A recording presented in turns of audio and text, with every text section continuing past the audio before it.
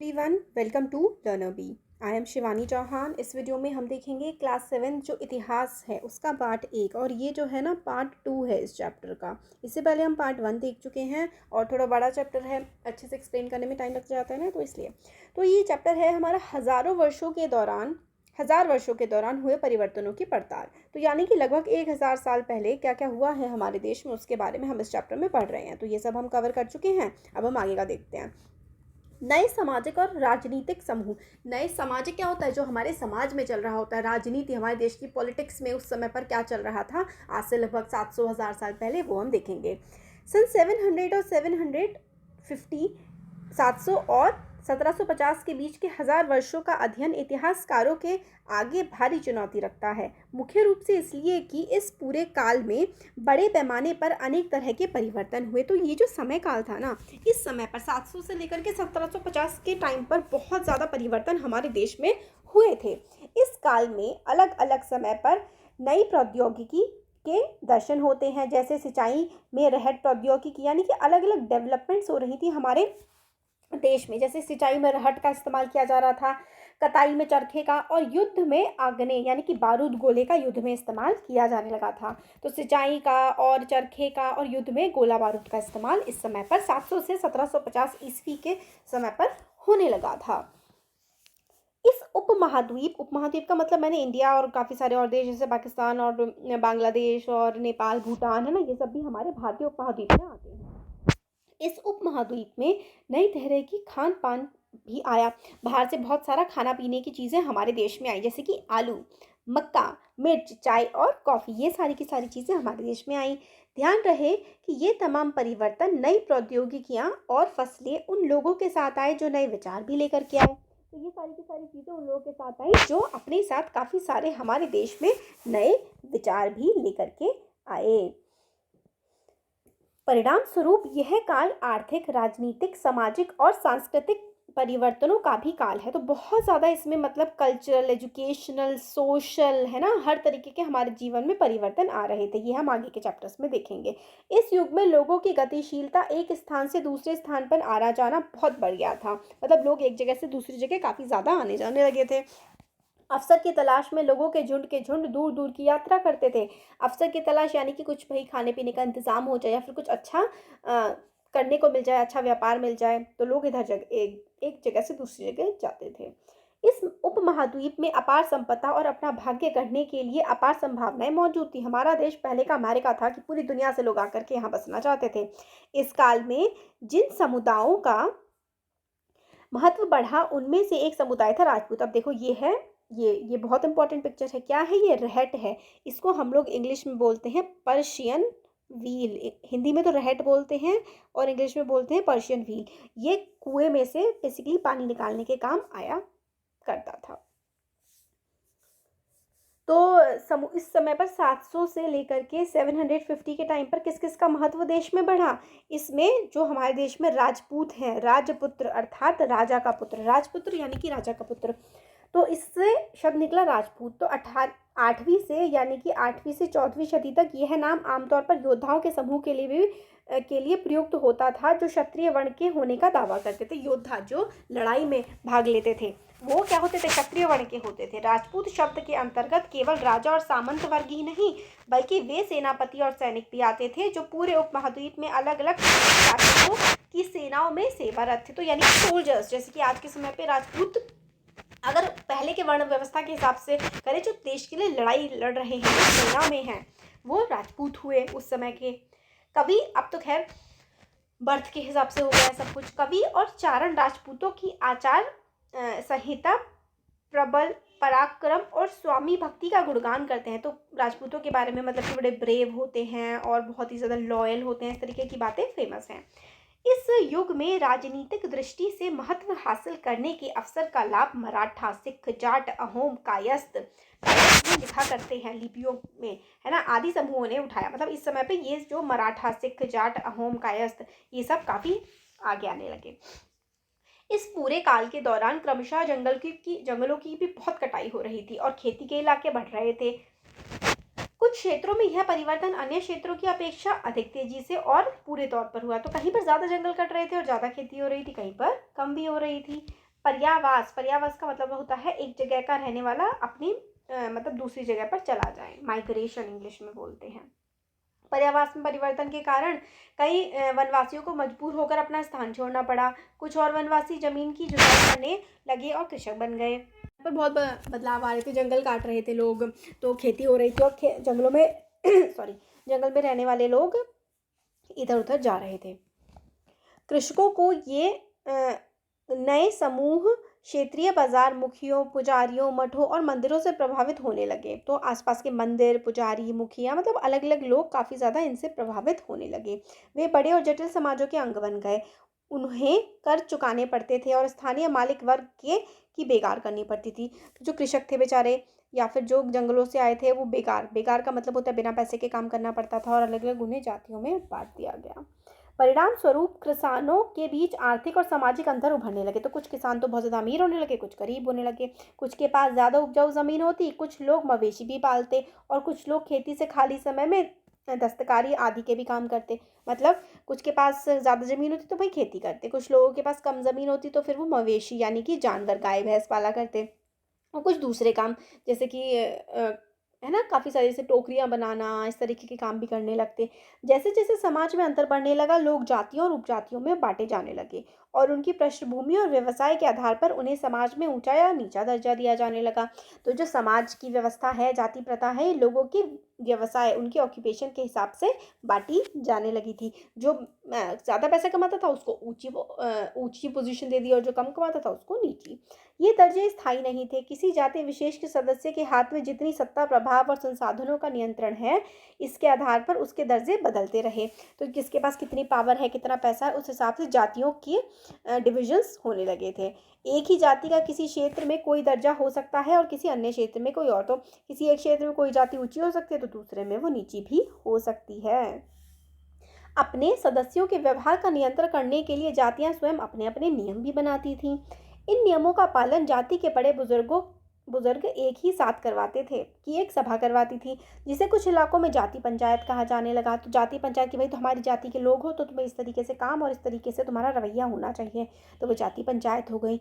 लेकिन जातियों को अपने निवास के गाँव के रिवाज का भी पालन करना होता था। तो जाति को अपनी जाति के जो नियम है उनका पालन करना होता था और जिस जगह जिस गांव में रह रहे हैं उनका भी पालन करना होता था, उनके नियमों का।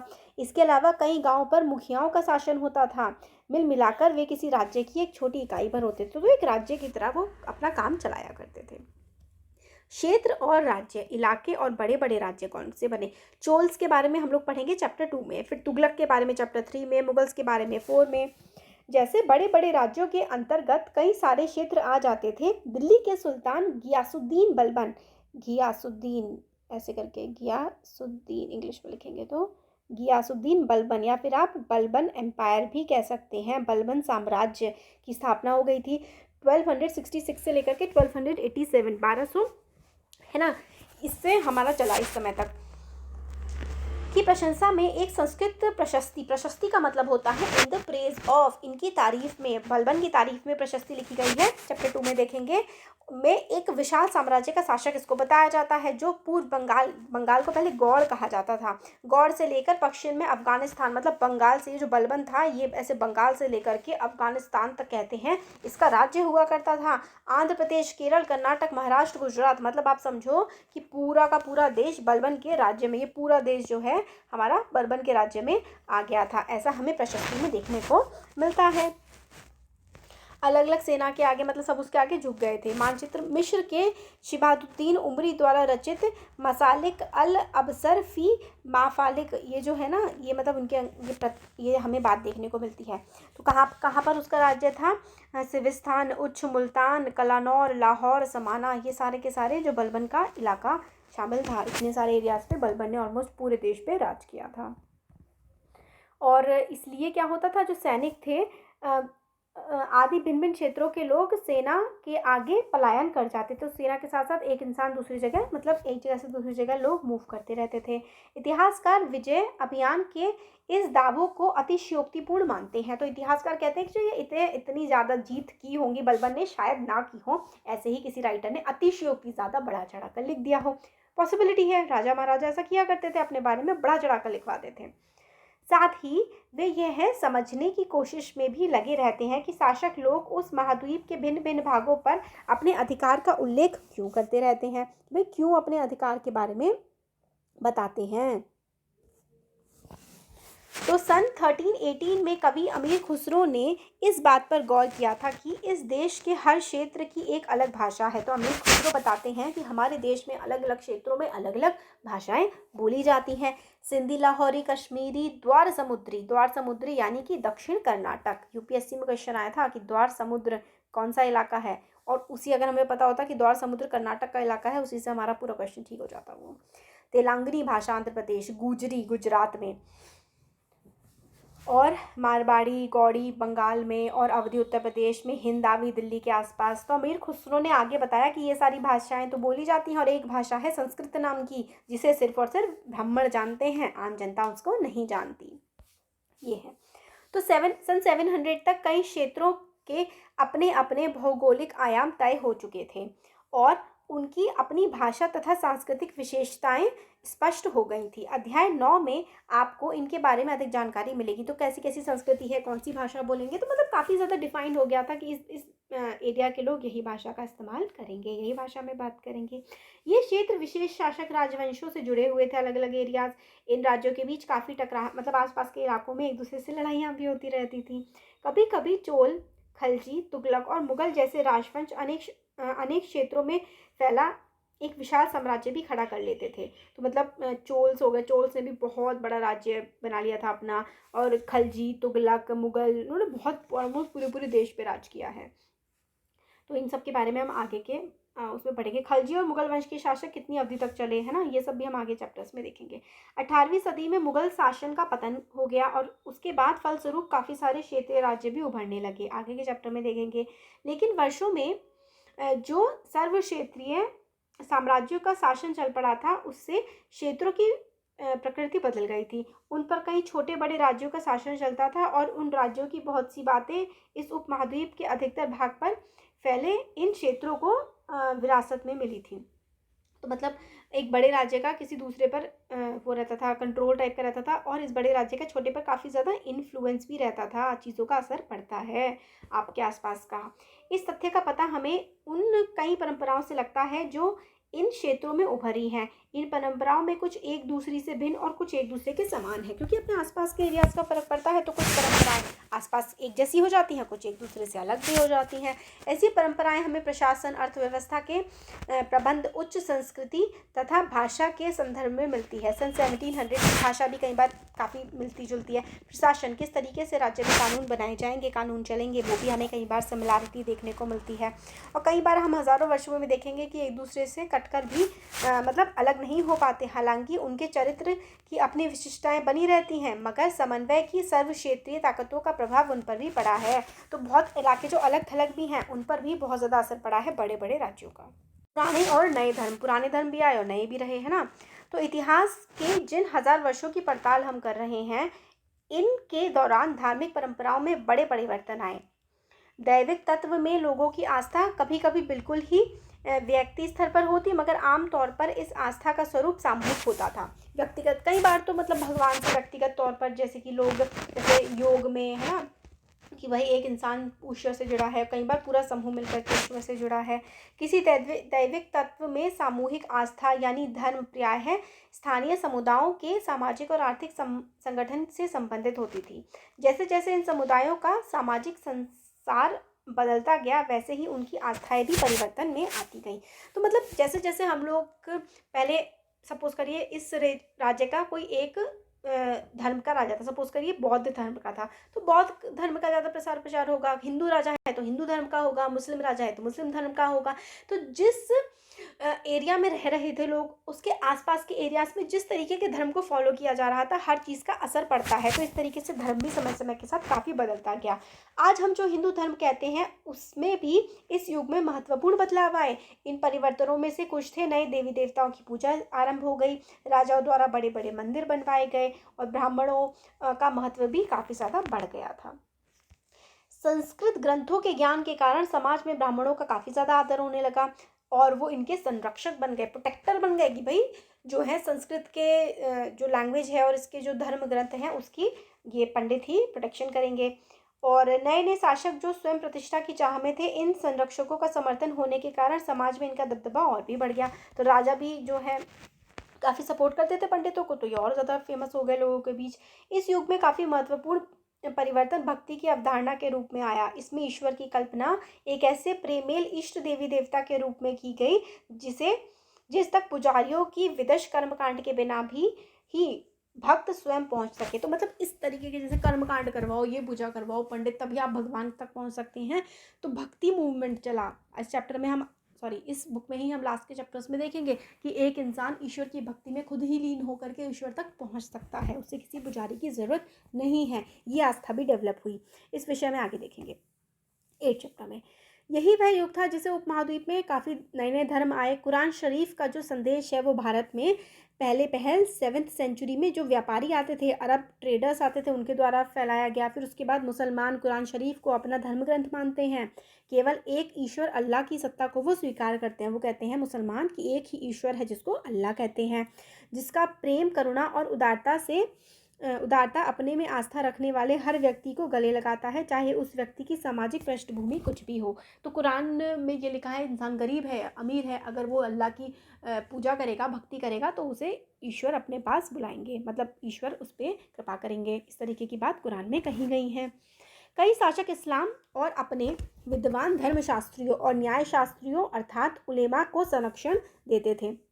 जैसे हिंदू धर्म में पंडितों को, ऐसे ही इस्लाम धर्म में जो उलेमा थे उनको इम्पोर्टेंस मिलने लगी। हिंदू धर्म की बात ही इस्लाम के अनुयायी भी अपने धर्म की अलग अलग तरह से व्याख्या करते थे।